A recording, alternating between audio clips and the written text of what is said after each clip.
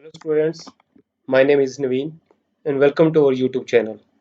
So in this tutorial we are going to learn about while loop and do while loop in C++. तो अपने previous video में हमने देखा for loop. Now here we will start with the while loop. तो सबसे पहले हम देखते हैं syntax of the while loop. Syntax for the while loop. तो while loop के syntax के लिए सबसे पहले हमें जो है initialization, क्योंकि for loop में हमने देखा था for loop के 3 steps थे. for loop के 3 step क्या थे? Initialization पहले मैं लिख ही देता हूँ आपके लिए easy रहेगा. for initialization, second step था हमारे पास यहाँ पर condition, और उसके बाद जो next step है, next step यहाँ पे semicolon आएगा comma की बजाय. Syntax आपको proper याद होना चाहिए. Condition and the third one was increment or the decrement. तो ये 3 स्टेप थे हमारे for लूप के अंदर. इसी तरह से अगर हम for लूप की बात करें तो for लूप में भी ये तीनों स्टेप रहेंगे. मैं इसे यहाँ से कट कर नीचे लिख देता हूँ just to avoid any confusion. तो यहाँ पे while लूप का अगर हम सिंटेक्स देंगे तो while लूप में जो इनिशियलाइजेशन है, इनिशियलाइजेशन वहां पे भी होगी. तो इनिशियलाइजेशन जो है वो भी while लूप में होगी. Then we have while is a keyword. Then here within the parenthesis we will write the condition. parenthesis के अंदर condition आएगी. Then inside the body of the loop यहां पर हम लिखेंगे अपनी statements. एक या एक से ज्यादा statements हो सकती हैं. And then here increment और decrement. Then हम इसे close कर देंगे. तो आप देखिए यहाँ पर जो मेरे पास for loop के 3 पार्ट थे. for loop में मेरे पास ये 3 चीजें थी. Number 1 initialization, then we have condition, और उसके बाद तीसरा था कि मेरे पास इंक्रीमेंट और डिक्रीमेंट. ये 3 पार्ट थे.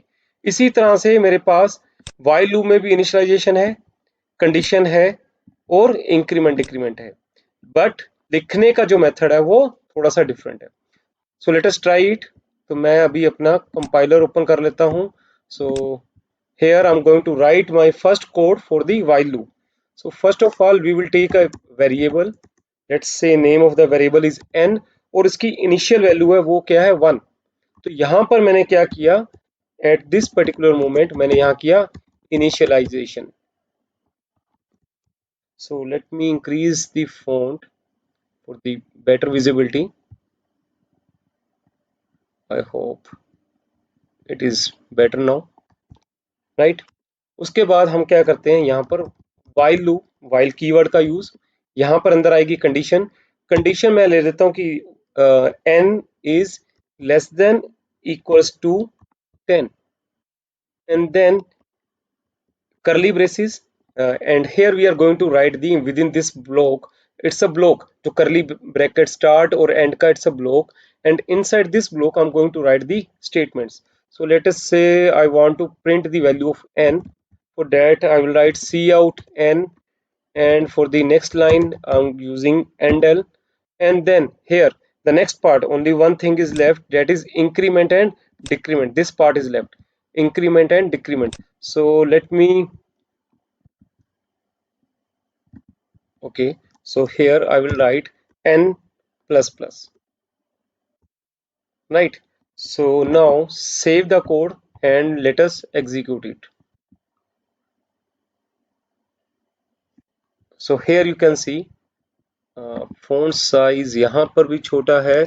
So let me increase the size from 20 to 24.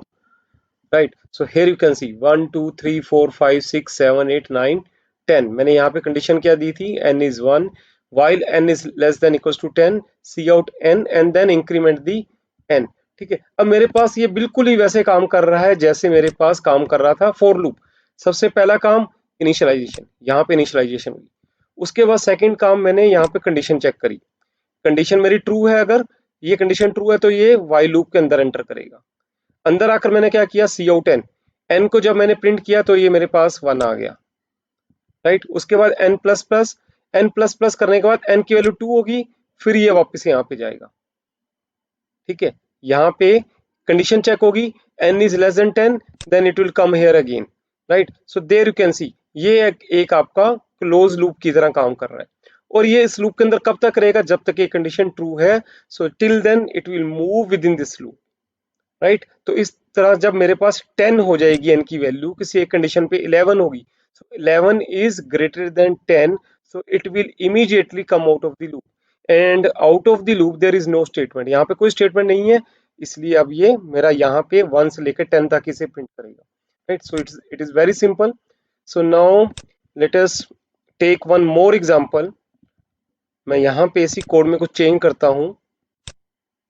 Let me close it first. Okay, तो यहाँ पे मैं थोड़ा सा चेंज करता हूँ अपने कोड में। लेट्स से मैं बोलता हूँ n इज इक्वल टू 10। तो कंडीशन को मैं यहाँ लिख देता हूँ while n, ठीक है। मैं इसका मीनिंग बताता हूँ क्या है, सी आउट n, और उसके बाद मैं यहाँ पे बताता हूँ n माइनस माइनस। तो while लूप का यूज हम इस तरह से भी कर सकते हैं। अभी मैंने क्या किया था, पहले मैंने लिखा था while n is greater than equals to 10, या फिर आपको कई बार मिलेगा while n is less than equals to 10, right. लेकिन यहाँ पे मैंने लिखा while n का मतलब क्या है, while n मीन्स जब तक n की वैल्यू पॉजिटिव है तब तक, राइट। तब तक क्या करें, सी out n, right? So n is 10, yes, it is a positive value, then it will go here inside the loop, then see out n, so it will print 10, then n minus minus, n की value 9 होगी, फिर check करेगा condition, yes 9 is a positive value, so will come here, then print 8, and then n minus minus, now n is 7, 7 is again a positive value, तो जैसे ही ये value 0 हो जाएगी, ठीक है, it will come out of the loop.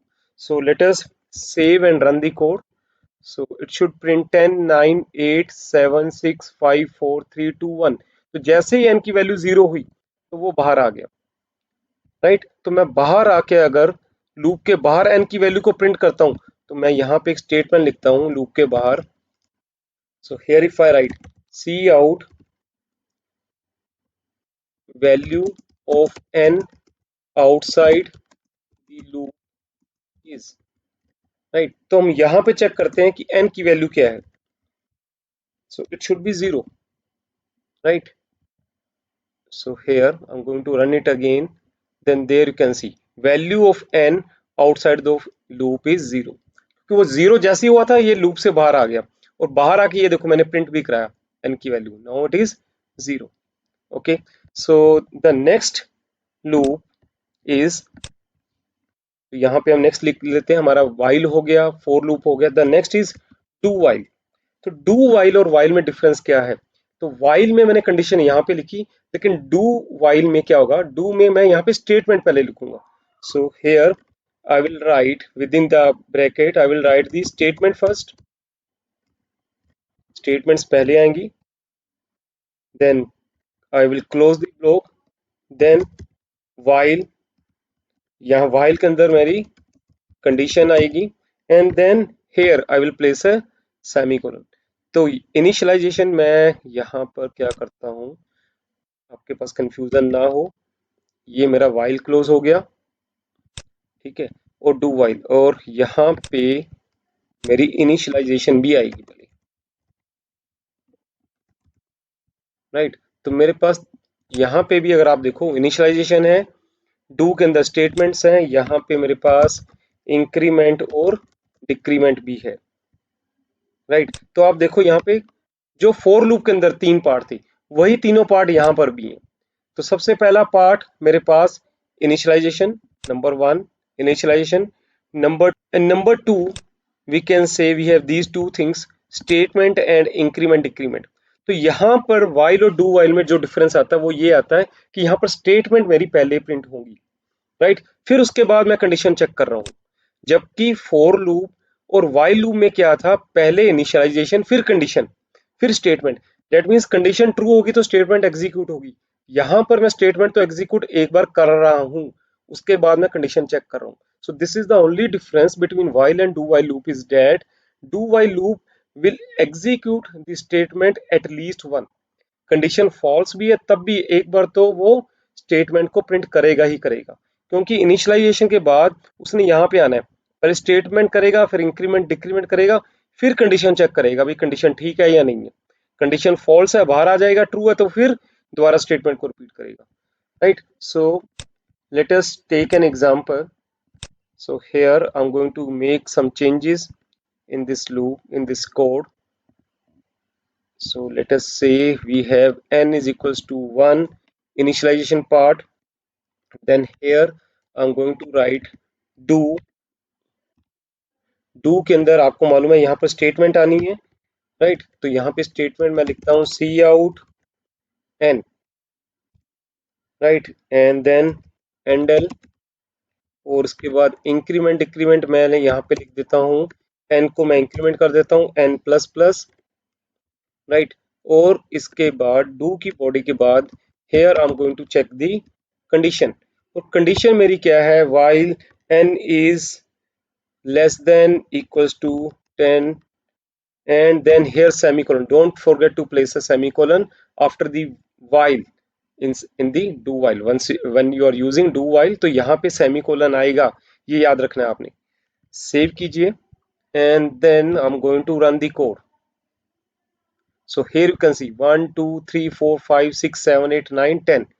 अब मैं यहाँ पे करता हूँ, अगर मैं कहता हूँ कि मेरी कंडीशन अगर कुछ ऐसा है कि पहली बार ही कंडीशन मेरी, अगर यहाँ पे जो कंडीशन है मेरी कंडीशन अगर फॉल्स हो जाती है, तो यहाँ पर मैं कंडीशन में कुछ चेंज करता हूँ, मैं लिखता हूँ while n is less then 1, while n is less than 1. Okay, so here I'm going to run the code. So there you can see, एक बार तो उसने 1 को प्रिंट किया ही किया।